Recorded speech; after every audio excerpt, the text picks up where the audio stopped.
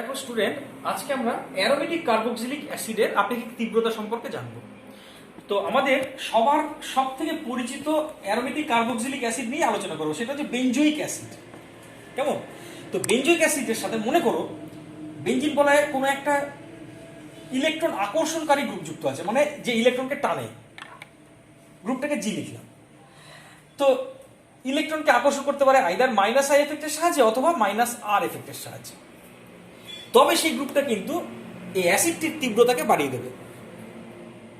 আবার যদি উল্টোটা ঘটে, যে বেঞ্জোইক অ্যাসিডের সাথে বেঞ্জিন বলয়ে ইলেকট্রন বিকর্ষণকারী গ্রুপ যুক্ত আছে, সে ইলেকট্রনের বিকর্ষণটা প্লাস আই এফেক্টের সাহায্যে হতে পারে বা প্লাস আর এফেক্টের সাহায্যে হতে পারে, তাহলেও কিন্তু এই গ্রুপটি অ্যাসিডটির তীব্রতা কমিয়ে দেবে। মানে সোজা কথা, ইলেকট্রন আকর্ষণকারী গ্রুপ থাকলে পরে অ্যাসিডের তীব্রতা বাড়ে, ইলেকট্রন বিকর্ষণকারী গ্রুপ থাকলে অ্যাসিডের তীব্রতা কমে। সিম্পল ব্যাপার। তাহলে দুটো উদাহরণ দিয়ে আলোচনা করছি।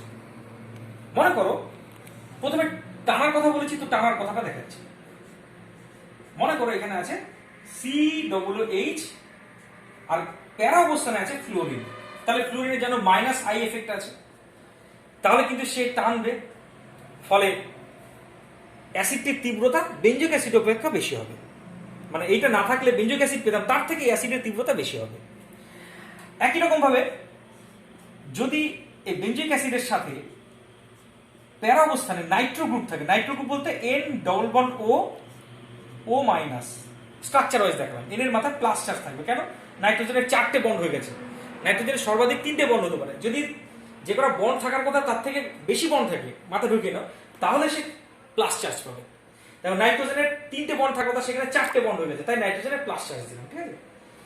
এবার দেখো এই NO2 গ্রুপ ইলেকট্রনকে টানবে, কিন্তু কিসের মাধ্যমে টানছে? খেয়াল করো তো, রেজোন্যান্সের মাধ্যমে টানছে। রেজোন্যান্সের মাধ্যমে টানছে মানে যাকে আমরা বলি মাইনাস আর এফেক্ট। তার ফলে কিন্তু এখানেও অ্যাসিডের অম্লত্ব আরো বেড়ে যাবে। তবে মনে রাখবে মাইনাস আই এফেক্ট থেকে মাইনাস আর এফেক্ট আরো বেশি শক্তিশালী। তার জন্য অ্যাকচুয়ালি এই অ্যাসিডটি এর থেকেও তীব্রতর হবে। এবার আসি প্লাস আই বা প্লাস আর এফেক্টের ক্ষেত্রে। মনে করো বেঞ্জোইক অ্যাসিড, কেমন, তার সাথে একটা ইলেকট্রন বিকর্ষণকারী গ্রুপ যুক্ত আছে CH3। তুমি জানো CH3 প্লাস আই এফেক্ট আছে, তাহলে সে কিন্তু আম্লিক ধর্ম কমিয়ে দেবে। একই রকম ভাবে বেঞ্জোইক অ্যাসিডের সাথে মনে করো একটা OH গ্রুপ, প্যারা অবস্থানে একটা OH গ্রুপ যুক্ত আছে। OH গ্রুপের যে লোন পেয়ারটা আছে ওর মাথায়, সে কিন্তু ইলেকট্রনকে কি করবে? রেজোন্যান্সের সাহায্যে বিকর্ষণ করবে, মানে রেজোন্যান্সের সাহায্যে ইলেকট্রনকে ঠেলবে, যাকে আমরা কি বলি প্লাস আর এফেক্ট। আর এটা ছিল প্লাস আই এফেক্ট। তুমি জানো যেহেতু ইলেকট্রনকে বিকর্ষণ করছে, তাহলে এখানেও আম্লিক ধর্ম কমবে। তবে প্লাস আই এফেক্টের থেকে প্লাস আর এফেক্ট আরো বেশি স্ট্রং। তার ফলে কি হবে? এই অম্লত্ব অনেকটা কমিয়ে দেবে। তার মানে এই দুটোর মধ্যে তুলনা করলে অম্লত্ব কিন্তু কম্পারেটিভলি এর বেশি হবে, কারণ এখানে তো অম্লত্ব অনেকটা বেশি কমিয়ে দেবে। তার মানে আমি যদি খেয়াল করি অম্লত্বের ক্রম, এফেক্টগুলিকে যদি অম্লত্বের ক্রমে সাজাই, সব থেকে বেশি অম্লত্ব সৃষ্টি করে মাইনাস আর এফেক্ট, তারপরে মাইনাস আই এফেক্ট, আর তারপরে প্লাস আই এফেক্ট। আর সব থেকে কম অম্লিক হবে যদি প্লাস আর এফেক্ট যুক্ত কোনো গ্রুপ থাকে। তাহলে এদেরকে যদি অম্লত্বের ক্রমে সাজাই, সব থেকে বেশি অম্লিক হবে এইটা, এটাকে 1 নম্বর, এটা 2 নম্বর, এটা 3 নম্বর এবং এটা হবে 4 নম্বর। Mind it. তাহলে এই আমাদের প্রতিস্থাপিত বেঞ্জোইক অ্যাসিডের অম্লত্ব ব্যাপারটা বললাম। কিন্তু mind it my dear friend, যদি মেটা অবস্থানে কোনো রেজোন্যান্স সৃষ্টিকারী গ্রুপ থাকে, সেটা প্লাস আর হোক কি মাইনাস আর, সে কিন্তু কোন রকমের রেজোন্যান্স এফেক্ট দেখাবে না। দ্যাট ইজ, মনে করো NO2 গ্রুপ, মনে করো NO2 গ্রুপ আছে কোথায়? মেটা অবস্থানে। তাহলে সে কিন্তু এখানে মাইনাস আর এফেক্ট দেখাবে না। শুধুমাত্র এইখানে যে এফেক্টটা দেখাতে পারে সেটা হচ্ছে মাইনাস আই এফেক্ট। ইলেকট্রন টানতে পারে, তবে মাইনাস আই এফেক্টের সাহায্যে। কেমন? একইভাবে যদি কোন একটা প্লাস আর এফেক্ট সৃষ্টিকারী গ্রুপ থাকে, প্লাস আর এফেক্ট সৃষ্টিকারী গ্রুপ মনে করো মেটা অবস্থানে আছে, ওর আছে লোন পেয়ার, ঠিক আছে, কিন্তু সে প্লাস আর এফেক্ট দেখাতে পারবে না। যেটা দেখাবে সেটা হচ্ছে মাইনাস আই এফেক্ট। হ্যাঁ, অক্সিজেন যেহেতু বেশি তড়িৎ ঋণাত্মক, তাই এখানে কিন্তু ও ইলেকট্রনকে বিকর্ষণ করবে না, বরং ইলেকট্রনকে টানবে মাইনাস আই এফেক্টের সাহায্যে, এটা যেন মনে থাকে। এবার চলে আসছি পরের প্রসঙ্গে, সেটা হচ্ছে নতুন একটা বিষয়, সেটা তোমরা যারা ভালো স্টুডেন্ট তারা তো অবশ্যই করবে, সেটা হচ্ছে অর্থ এফেক্ট। দেখো আমি এক কথা বলি, তোমাদের মেনলি এইখানে প্রশ্নগুলো আসে, কতগুলি অ্যাসিড দিয়ে দেয়, তাদেরকে অম্লত্বের ক্রমে সাজাও। সেখানে তোমাকে অ্যানালাইজ করতে হবে, কারণ ব্যাখ্যা চায় না সাধারণত, অ্যানালাইজ করতে হবে কার পরে কে বেশি আম্লিক আসবে। সেখানে এই কথাগুলি মাথায় নিয়ে অ্যানালাইজ করতে হবে। এর মধ্যে একটা এরকমই বিষয় অর্থ এফেক্ট। আচ্ছা বাংলায় লিখি, হ্যাঁ বাংলায় লিখি, যদি কারো অসুবিধা হয়। এখানে লিখলাম অর্থ, উপরে ইংরেজিতে লিখেছি, নিচে বাংলায় লিখেছি অর্থ এফেক্ট। জিনিসটা কি দেখো একবারে বুঝবে। বলছে বেঞ্জয়িক অ্যাসিডের অর্থ অবস্থানে যে গ্রুপই থাকুক না কেন, যে গ্রুপ, আমি এক্স লিখেছি, এনি কাইন্ড অফ গ্রুপ, সে ইলেকট্রন আকর্ষণকারী গ্রুপ হোক কি ইলেকট্রন বিকর্ষণকারী, ডাজ নট ম্যাটার, অলওয়েজ এই গ্রুপটি বেঞ্জয়িক অ্যাসিডের অম্লত্ব বাড়িয়ে দেবে। মাথা থাকবে। আরেকবার রিপিট করি, অর্থ অবস্থানে মানে COOH গ্রুপের অর্থ অবস্থানে ইলেকট্রন আকর্ষণকারী বা বিকর্ষণকারী যে গ্রুপই থাকুক না কেন, গ্রুপে সর্বদা এই অ্যাসিডটির অম্লত্বকে বাড়িয়ে দেবে। মানে তুমি যদি এই বেঞ্জয়িক অ্যাসিডের সাথে যদি এই গ্রুপটির তুলনা করো, মানে এখানে মনে করো একটা ইলেকট্রন বিকর্ষণকারী গ্রুপই রাখলাম, তাই এ তো ইলেকট্রন বিকর্ষণ করে তো অম্লত্ব কমিয়ে দেয়, কিন্তু বলছে না, অর্থ এফেক্টের কারণে অলওয়েজ এই অ্যাসিডের অম্লত্ব বেঞ্জয়িক অ্যাসিডের থেকে বেশি হবে। এই ঘটনাকে বলে অর্থ এফেক্ট। তাহলে অর্থ এফেক্টের সংজ্ঞাটা বলছি, তোমরা লিখে নেবে কি, ইলেকট্রন আকর্ষণকারী বা বিকর্ষণকারী যে গ্রুপই থাকুক না কেন, সে যদি বেঞ্জয়িক অ্যাসিডের COOH এর অর্থ অবস্থানে থাকে, তবে সেই অ্যাসিডটির অম্লত্ব সর্বদা বেঞ্জয়িক অ্যাসিডের অপেক্ষা বেশি হয়। এই ঘটনাকে বলে অর্থ এফেক্ট। এবার অর্থ এফেক্টের কারণটা আমরা জানি, কারণটা যদিও বা তোমাদের এইচএস লেভেলের জন্য না জানলেও হয়, তবুও আমি বলছি, অবশ্যই বলবো না কেন। মনে করো এইটা হচ্ছে বেঞ্জিন রিং, এই বেঞ্জিন রিংয়ে আছে একটা COOH গ্রুপ, এইখানে লিখলাম COOH গ্রুপ। এখন একটা কথা মাথায় রাখবে যে এই বেঞ্জিন বলয় কিন্তু একই সমতলে থাকে, COOH এর সাথে একই সমতলে থাকে। মনে করো কথা বলছি, এইটা হচ্ছে আমার COOH গ্রুপ, এইটা হচ্ছে আমার বেঞ্জিন রিং, মানে এই তলটা সব একই তলে থাকে। এটা COOH, এই যে ছোট্ট করে যেটা দেখাচ্ছে এটা COOH, আর এটা হচ্ছে বেঞ্জিন রিং, ঠিক আছে? তাই যেহেতু একই সমতলে থাকে, তাই এখানে এক ধরনের রেজোনেন্স সম্ভব হয়।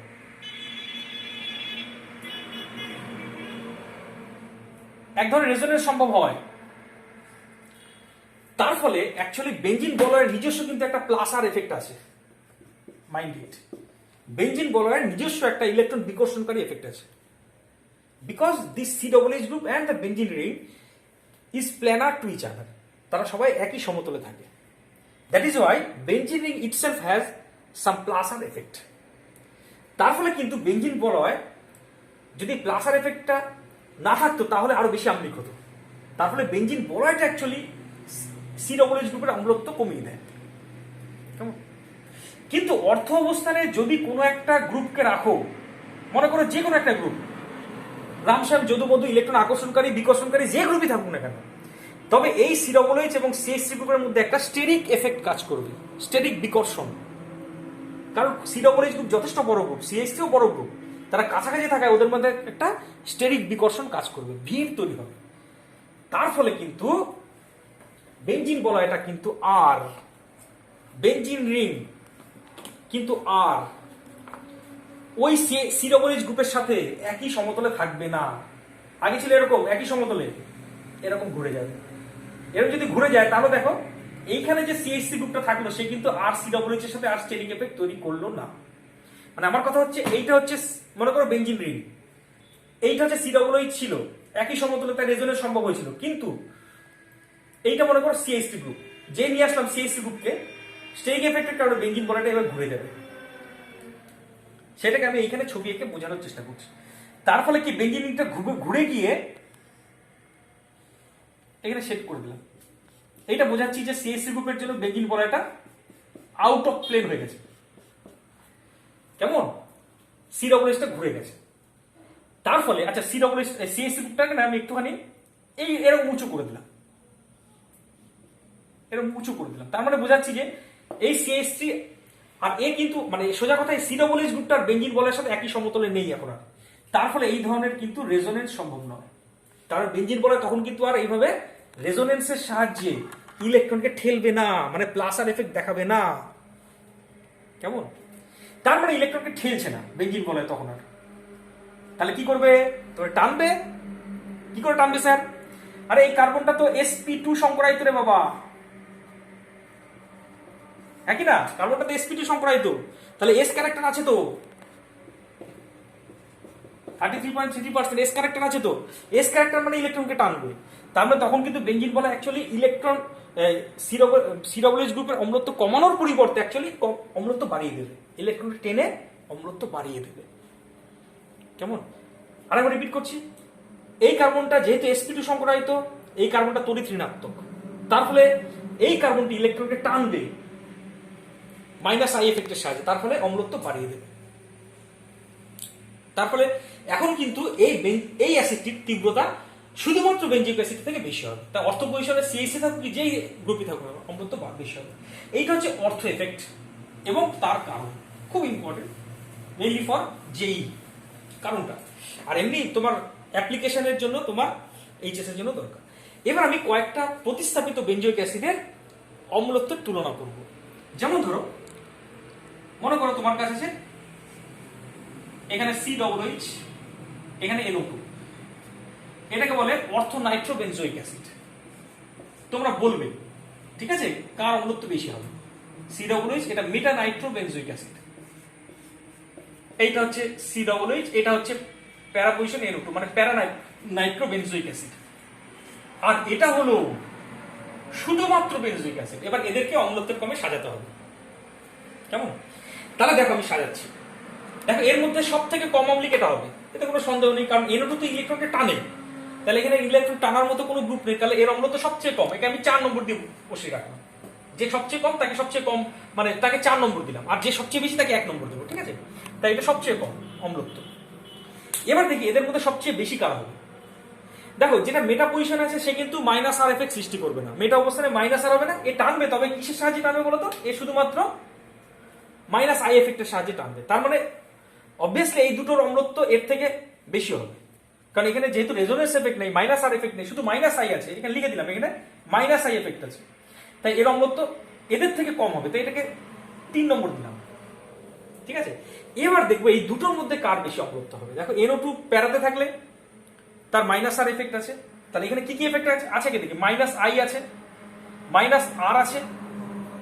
এইখানে কি কি এফেক্ট আছে দেখি? মাইনাস আই আছে, মাইনাস আর আছে, এবং আরেকটা আছে, সেটা কি? অর্থ এফেক্ট। অর্থ এফেক্ট তো অম্লত্ব বাড়ায়। তাছাড়া আরেকটা এফেক্ট আছে, কি বলতো? এখান থেকে H প্লাস বেরিয়ে যাওয়ার পরে যে কনজুগেট বেসটা তৈরি হবে সেটা দেখতে এরকম। কেমন? কারণ এখানে H প্লাস বেরোলে এবং এখানে একটা NO2 আছে, তাই না? N plus double bond O minus, H plus বেরোলে পরে এরকম একটা পাবো, এবং তখন কি হবে? এইখানে ওদের মধ্যে একটা এরকম ইন্টারনাল বন্ড ফর্মেশন হয়। ইন্টারনাল বন্ড ফর্মেশন হওয়ার কারণে দেখা যাবে কি এই কনজুগেট বেসটা স্থায়িত্ব লাভ করে। এই কারণে কিন্তু এর অম্লত্ব অনেক বেড়ে যায়, কারণ এর কনজুগেট বেস যদি এভাবে স্থায়িত্ব লাভ করে অবভিয়াসলি এর অম্লত্ব বেড়ে যাবে। হ্যাঁ, ইন্টারনাল বন্ড ফর্মেশন মানে তখন এই বন্ডটা উপরে চলে যায়, কিন্তু এইভাবে কিন্তু এর অম্লত্ব অনেকটা বেড়ে যায়। তাহলে এই কারণগুলির কারণে এই দুটোর মধ্যে কম্পেয়ার করলে, এই দুটো বলতে অর্থ নাইট্রো বেঞ্জয়িক অ্যাসিড, প্যারা নাইট্রো বেঞ্জয়িক অ্যাসিড, এই দুজনের মধ্যে তুলনা করলে এর অম্লত্ব বেশি, মানে এটাকে আমি 1 নম্বর দেবো আর এটাকে দেবো 2 নম্বর। তাহলে 1, 3, 2, 4। এবার আসি পরের গুলি, মুছে দিলাম। নেক্সট যেটা আছে সেটা হচ্ছে তোমার এই অ্যাসিডগুলি। মনে করো COOH, কেমন? এখানে আছে OH, অর্থ হাইড্রক্সি বেঞ্জয়িক অ্যাসিড লিখলাম, মানে এটা স্যালিসাইলিক অ্যাসিড, মনে করে দেখো। COOH মেটা হাইড্রক্সি বেঞ্জয়িক অ্যাসিড। আচ্ছা, COOH প্যারা হাইড্রক্সি বেঞ্জয়িক অ্যাসিড, আর শুধু বেঞ্জয়িক অ্যাসিড। শুধু বেঞ্জোইক অ্যাসিড। এই চারটাকে তুলনা করবো অম্লত্বের ক্রমে, ঠিক আছে? দেখো এদের মধ্যে ওএইচ গ্রুপের কি কি এফেক্ট থাকতে পারে। এক হচ্ছে প্লাস আর, কারণ লোন পেয়ার আছে। আর থাকতে পারে মাইনাস আই, কারণ অক্সিজেন বেশি তড়িৎ ঋণাত্মক। এইটা মাথায় রাখবে বিচার করতে গেলে, ঠিক আছে? দেখো এর মধ্যে সব থেকে বেশি আম্লিক হবে এইটা। কেন আগের থেকে এটা কেন বলছি, আমি সবকটা এফেক্ট গুলো দেখি। এখানে যখন ওইস অর্থতে আছে তখন এর মধ্যে কি কি এফেক্ট আছে দেখি। এর মধ্যে ওইস অর্থতে আছে মানে এর মধ্যে তুমি বলবে স্যার এর মধ্যে প্লাস আর এফেক্ট আছে। প্লাস আর এফেক্ট আছে যেটা আম্লত্ব কমায়, ঠিক আছে, কিন্তু অর্থ এফেক্ট তো আছে। অর্থ এফেক্ট আছে, মাইনাস আই এফেক্ট আছে। তাছাড়া সব থেকে বড় ব্যাপার হলো এইখান থেকে যে কনজুগেট বেসটা পাবো সেও কিন্তু দেখবে হাইড্রোজেন বন্ডিং দ্বারা স্থায়িত্ব হবে। কি করে? এইচ প্লাস বেরিয়ে যাওয়ার পরে তুমি ও মাইনাস লিখবে, ডবল বন্ড ও লিখবে, আর এখানে ওইচ লিখবে, তাই কি না? তাই তো লিখবে। স্যালিসাইলিক অ্যাসিড থেকে যদি একটা এইচ প্লাস বেরিয়ে যায় রে বাবা, একটা এইচ প্লাস বেরিয়ে গেছে, এখান থেকে একটা এইচ প্লাস বেরিয়ে গেছে, তাহলে সি ডবল বন্ড ও, ও মাইনাস, আর এখানে ওই যেরকম ছিল সেরকম আছে। তখন এই যে নেগেটিভ চার্জের এর মধ্যে একটা হাইড্রোজেন বন্ডিং হবে, তো তার ফলে কিন্তু এর কনজুগেট বেসটা স্থায়িত্ব লাভ করবে। আর কনজুগেট বেস যেহেতু স্থায়িত্ব লাভ করলো, তাই এই অ্যাসিডটা বেশি আম্লিক হবে, অনেক বেশি আম্লিক। এই চারটার মধ্যে অনেক বেশি আম্লিক, অনেক বেশি আম্লিক। তাহলে এটাকে আমি চোখ কান বুঝে 1 নম্বরে রাখছি। কারণ সব থেকে বড় কারণ এইটা যে এর কনজুগেট বেসটা ইন্টারনাল এরকম হাইড্রোজেন বন্ডিং করে স্থায়িত্ব লাভ করে, তার জন্য এ সবচেয়ে বেশি আম্লিক। 1 নম্বর হয়ে গেল। এবার আসছি দেখবো 2 নম্বরে, মানে তারপরে কে থাকছে। দেখো ওইটা প্যারাতে যদি থাকে তাহলে কিন্তু কি এফেক্ট আছে, দেখো প্লাস আর এফেক্ট, মানে ইলেকট্রনকে রেজোনেন্সের সাহায্যে ঠেলবে, তাহলে অম্লত্ব কমিয়ে দেবে।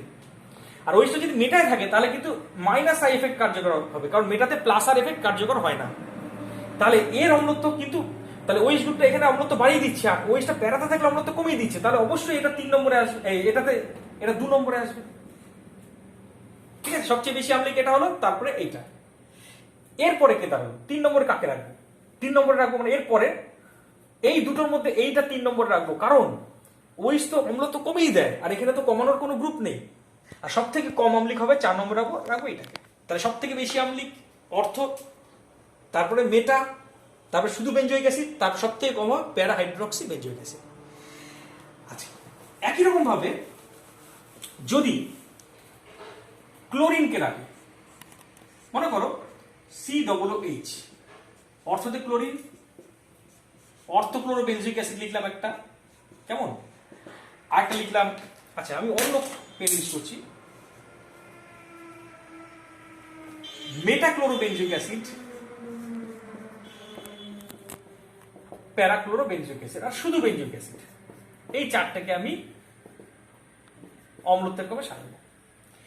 তুমি বলবে স্যার ক্লোরিনের তো লোন পেয়ার আছে স্যার, তাহলে লোন পেয়ার থাকলে তো সে রেজোনেন্সে যাবে, কিন্তু মাই ডিয়ার ফ্রেন্ড, ক্লোরিন রেজোনেন্সে যেতে পারে না, বা গেলে পরেও অতটা এফেক্টিভ রেজোনেন্স সম্ভব নয়, কারণ ক্লোরিনের এটা 3p ইলেকট্রন বা 3p অরবিটালের ইলেকট্রন, কার্বনের 2p। 3p আর 2pর মধ্যে অতটা ভালো কিন্তু অবিলোপন হয় না, কারণ 3pর আকারটা বড়। এই আকারের ডিফারেন্সের কারণে প্লাস আর এফেক্ট মানে resonance is not so much effective, এতটা খুব একটা ভালো এফেক্টিভ হয় না। তার ফলে এখানে মাইনাস আই এফেক্ট মানে ইলেকট্রন টানার এফেক্টটা is greater plus R effect, এটা মাথা রাখবে ক্লোরিনের ক্ষেত্রে, ঠিক আছে? ক্লোরিনের লোন পেয়ার থাকলে কি হবে, সে কিন্তু ভালো রেজোনেন্স করতে পারে না, এটা মাথায় থাকে জানো। তো এই কারণে total acidity will be controlled by minus I effect of chlorine, ক্লোরিনের মাইনাস আই এফেক্ট দ্বারা কন্ট্রোল হবে। তাহলে সেক্ষেত্রে দেখো তো দূরত্ব সব থেকে কাছে আছে Cl, তাই এখানে মাইনাস আই এফেক্টটা সবচেয়ে বেশি হবে, তাই এটা সব থেকে বেশি আম্লিক। তারপরে কাছে আছে কোনটা, এইটা 2 নম্বর, তারপরে আছে এইটা 3 নম্বর, আর এখানে যেহেতু টানার মতো কোনো গ্রুপ নেই তাই এটা সব থেকে কম আম্লিক হবে। আর একটা আছে, তাহলে ছেড়ে দেবো, সে বিষয়টি হলো তোমার CH3 গ্রুপ যদি থাকে, মনে করো বেঞ্জোইক অ্যাসিড তার অর্থ অবস্থানে CH3 আছে, বেঞ্জোইক অ্যাসিড তার মেটা অবস্থানে CH3 আছে, বেঞ্জোইক অ্যাসিড তার প্যারা অবস্থানে CH3 আছে, আর আছে শুধুমাত্র benzoic acid, only benzoic acid. তাহলে খেয়াল করো CH3 কি কি এফেক্ট আছে, এক প্লাস আই এফেক্ট আছে, আর একটা আছে হাইপার কনজুগেটিভ এফেক্ট। দেখো যখন প্যারাতে থাকছে তখন প্লাস আই এফেক্ট তো ইলেকট্রনকে বিকশিত করছে অবশ্যই প্লাস আই এফেক্টের সাহায্যে, আরেকটা আরেকভাবে বিকর্ষণ করে, প্লাস হাইপার কনজুগেশন এফেক্ট। মনে আছে ক্লাস 11 পড়েছে হাইপার কনজুগেট এফেক্ট কেন? এইখানে এই কার্বনটা হচ্ছে sp2 সংকরায়িত, তার সাথে যে কার্বন যুক্ত সেখানে হাইড্রোজেন আছে, তাই এই হাইড্রোজেনগুলি পার্শ্ববর্তী এই অসম্পৃক্ত কার্বনের সাথে এই হাইড্রোজেন সিএইচ বন্ডগুলি, সিএইচ বন্ড বলতে এই বন্ডগুলি, আচ্ছা আমি একটু দেখিয়ে দিই, কবে পড়েছো মনে নেই হয়তো। এই বন্ডটা এখানে যেতে পারে, এইখানে যেতে পারে, এখানে যেতে পারে। তার মানে এই ধরনের প্লাস হাইপার কনজুগেটিভ এফেক্টের ফলেও কিন্তু অম্লত্ব হ্রাস পায়। তাহলে সিএইচসি প্যারাতে থাকলে দুই রকম, প্লাস আই এবং হাইপার কনজুগেটিভ এফেক্ট, অম্লত্ব অনেকটা কমে যাবে। আচ্ছা এবার আসছি কে সব থেকে আগে থাকবে। দেখো অর্থ অবস্থানে যদি সিএইচসি থাকে, সিএইচসি কেন যে কোনো গ্রুপই থাকুক না কেন সে অম্লত্ব বাড়াবে অর্থ এফেক্টের কারণে। তার মানে এর মধ্যে সব থেকে বেশি আম্লিক হবে অর্থমিথাইল বেনজোইক অ্যাসিড। এবার দেখছি সিএইচসি যদি প্যারাতে থাকে, মেটাতে থাকে তাহলে অম্লত্ব কমায়, প্যারাতে থাকলে তো কমায়। তাহলে এখানে তো কোনো কমানোর গ্রুপ নেই, তাই এটা আসবে 2 নম্বর পজিশনে। এবার দেখবো মেটা না প্যারা। দেখো মেটায় শুধু প্লাস আই এফেক্ট কার্যকর হবে, আর কিছু না। আর এখানে থাকলে প্লাস আই এফেক্টও কার্যকর হবে, আবার হাইপার কনজুগেটিভ এফেক্টও কার্যকর হবে। তাই 3 নম্বর স্থানে আসবে মেটা মিথাইল বেনজোইক অ্যাসিড, আর সব থেকে কম আম্লিক হবে প্যারা মিথাইল বেনজোইক অ্যাসিড। ব্যাস এই পর্যন্তই। পরের দিন তোমাদের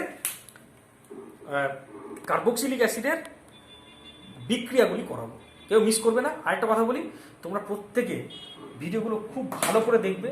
আমি মেইনলি টার্গেট রেখেছি এইচএস তো আছেই, তার সাথে সাথে জয়েন্ট এবং নিট এই ধরনের হেল্প আমি বাংলায় আমি দেখেছি ইউটিউবে, বাংলাতে আমি সাধারণত দেখিনি, আছে ইউটিউবে, দেখো তোমরা হিন্দি বলো ইংরেজি বলো পাবে।